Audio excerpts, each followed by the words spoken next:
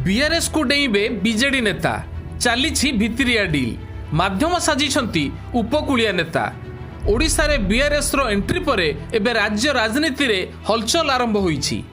खास करी आगो को 2024 निर्वाचन थिबारु बीआरएस एबे ओडिशा यूनिट पई नेता पोचिंग करिबा प्रक्रिया आरंभ करिछि। निजर राजनैतिक भविष्यत को दृष्टि रखी विभिन्न दलरू नेता बीआरएस रे जोग देबा आरंभ कलेनी। दक्षिण ओडिशार बीजेपी रो बड़ चेहरा साजिथिबा गिरिधर गमांग पुओ शिशिर गमांग और जयराम पांगिक भली नेता प्रथम पर्याय रे दल छाड़ी बीआरएस रो जोग देइछंती। दक्षिण ओडिशा परे बीआरएस रो एम्बेसडर एबे पूरा ओडिशा परिभ्रमण रे बाहरिछि। आउ बीआरएस रो एही एम्बेसडर रे बसिबाकू किछि बीजेडी विधायक और नेता मसुदा करुथिबा सुनिबाकू मिलुछि। तेबे बीजेडी रो सही विधायक सबु किए काहेकि बीआरएस भली नुआ दल रे जोग देबाकू एही नेता एते उच्छन। यह पछर कारण हेउछि 2024 निर्वाचन रे टिकेट कटिबार भय।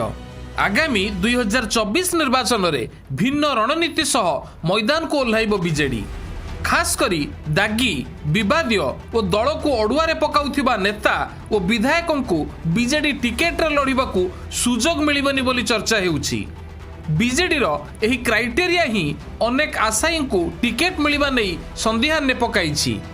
सही भली बीजेडी रो सीक्रेट सर्वे परे किछि विधायकंकर टिकेट कटिबा नै एक प्रकार निष्पत्ति सरिथिबा कुहा जाउछि।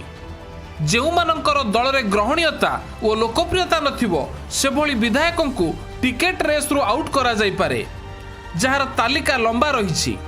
जेउ माने टिकेट को नहीं संदेहान ने रहिछंती सही भली किछि नेतांक सह जोगाजोग आरंभ करिछि बीआरएस। बीआरएस रो एही नेता पोचिंग कार्यक्रम को किछि उपकूलिया नेता बड़ जोगाउथिबा सुनिबाकू मिलुछि। कारण बीजेडी रो सीक्रेट सर्वे रो रिपोर्ट आधार रे 2024 रे किछि उपकूलिया नेतांक टिकेट मध्य कटिपारे बोली चर्चा हेउछि।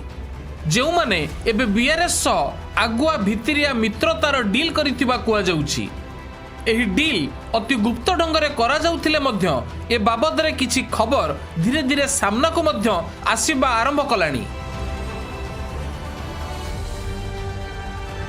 केवल बीजेडी कि बीजेपी नुहे जो माने निज अंचल रे संगठन करुथिले मध्य राजनैतिक दलर आशीर्वाद पाई पारु नथिले सेमानक पई बीआरएस नुआ पॉलिटिकल प्लेटफॉर्म साजी उभा होईछि।